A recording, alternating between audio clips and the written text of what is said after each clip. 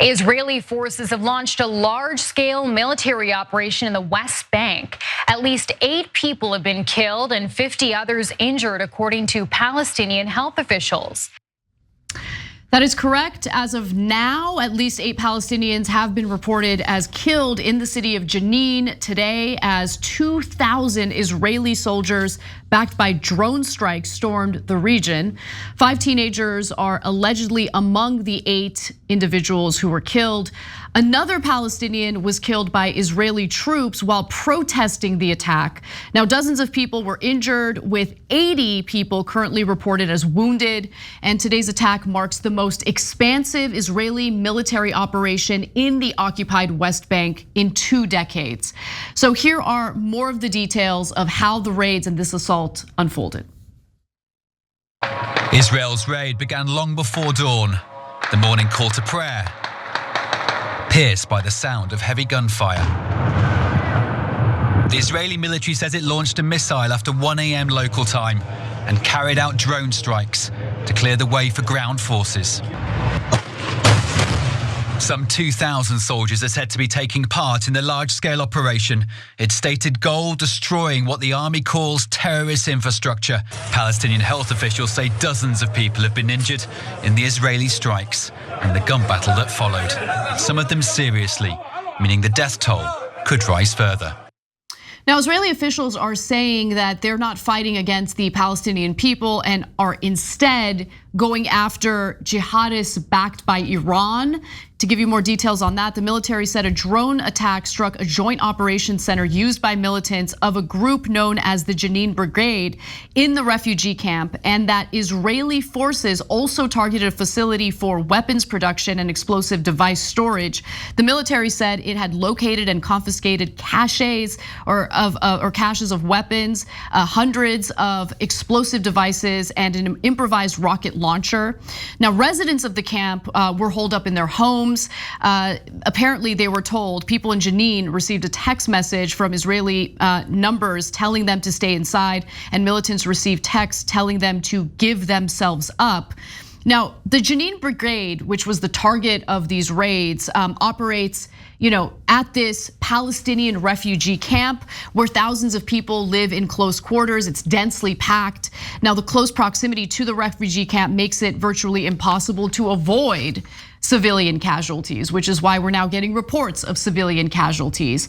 And with 2,000 soldiers deployed into the area and helicopter gunships in the air, it's pretty clear that this was more than like this precision operation to take out very specific people. It's the latest and most egregious attack, and it's an escalation of an ongoing tension and violence in that region. So just a few more details, and I'll go to you, Cenk. Tensions have escalated in the area recently, with local Palestinian militias waging a series of attacks against Israelis and extremist Jewish settlers rampaging through Palestinian villages and setting fire to property. There have been almost daily raids by the Israeli military to arrest Palestinians suspected of armed activity. And the killing last month of 4 Israeli civilians outside a West Bank Jewish settlement by 2 gunmen from the Islamist militant group Hamas increased pressure on the Israeli government to take tougher military action against armed Palestinians in the northern West Bank, though this attack was not linked to militants from Jenin. That attack on the 4 Israelis was not tied to the militants in Jenin. Yeah, all right, so first of all, let me be clear and buckle up, brace for impact. Israel is 100% guilty. Now let me explain. So in my lifetime in covering this issue in America, what used to be the case is that in all these instances, the press would universally, for almost the entirety of my life until recently, would say the dirty Muslim Palestinian savages had it coming. There no violence and they're terrorists, brown Muslim terrorists. Poor Israel, trying to protect its citizens. They had to kill all those Palestinians. Now recently that has changed. So if from what I can see, it's become a little bit more 50-50. So in the last, I don't know, however many years, 5 years or so, People go, and then now their journalists are like, oh, but it turns out Palestinians are dead, and not all of them are guilty. Some of them are teenagers, right? And by the way, Jews in Israel have also died, and we should make that clear. Everybody should make that clear, okay? So now it's kind of gotten around 50-50, and I'll give credit to the press for that, okay? So why do I say that Israel's 100% guilty? Because you can't occupy people for decade after decade, 60 long, brutal, horrible years in an open camp, let's put it that way, and then go, oh my God, can you believe some of these sons of bitches tried to fight back? They should know their place. I mean, it's almost like the opening scene of Gladiator. People should know when they're defeated. Would you, would I? Would you in Texas know that you are defeated? If Mexico occupied you for 60 years, and if any of you fought back, they crushed you and killed your kids, would you know you're defeated or would you fight back? Now, I am against violence in all its forms, so I don't believe killing an innocent Israeli is going to solve the issue at all, okay? It exacerbates it. Yes, and I'm against it. But don't come and say, hey, I'm just keeping these prisoners here for 60 some odd years. And the reason I'm keeping them, and I say this with a straight face, is because they are unable to govern themselves. Say that again, say that again. They're unable to govern themselves. Why? Why are they unable? Say it. Because they're Palestinians, they're Muslims, and they're brown, right? Well, brown is less relevant there because a lot of people are similar shade there. But God, for all the Muslims, the savages, sorry, deeply racist, deeply bigoted. And I've got to tell you the truth, that's just the reality of it. End the goddamn occupation. And by the way, not only does it destroy Palestinians, not only does it create conflict all over the world, but it also destroys the moral core of Israel. If you care about Israel, you have to be screaming at your friends and family and colleagues, saying to them, my God, brothers and sisters, you gotta let them go. You gotta let them go. What do you think's gonna happen? What would you do? What would you do? What would you do? No, all they get is more murder, mayhem, and violence. And yes, to the American press and to everyone else, state violence is also violence. Don't tell me, the state murdered and killed and butchered, but that's okay. The state kept them as prisoners, and if they went this way or that way, they get crushed. But no, that's not violence, that's not violence. Only when a civilian fights back, that's violence, terrorism, awful. No, hell no, definitely Israel's fault. There's also the continued construction of Israeli settlements in Palestinian territory, which exacerbates the conflict, and needlessly so. And we do have some more details on what led up to this deadly moment. Let's watch. Tensions in the West Bank, particularly in the northern West Bank where Jenin is situated, have been very high for the last 15, 16, 17 months. An operation to try and target militants in the area has been ongoing in that time, and the city has seen nearly nightly raids, or certainly cities throughout the West Bank have seen nearly nightly raids from the Israeli military during that time. Now, in recent weeks, just 2 weeks ago, in fact, there was another Israeli raid on Jenin refugee camp, and that didn't quite go to plan. One of the vehicles, as it was retreating, was targeted by a roadside bomb. Now, in the wake of that, there were calls from the far right in the Israeli government. Calls, they were saying that we need a bigger here in Jenin, particularly in the north of the West Bank, a wider operation. And it does seem that this might be what you might say might be answering those calls. And there were fatalities in the previous operations, military operations in Jenin. At least 3 Palestinians were killed in the Israeli drone attack on June 21st, while 7 were killed and more than 100 wounded in a raid that involved helicopter gunships over Jenin on June 19th. Now, Israel's right-wing government also recently announced plans to build 5,000 new illegal settlements in the West Bank.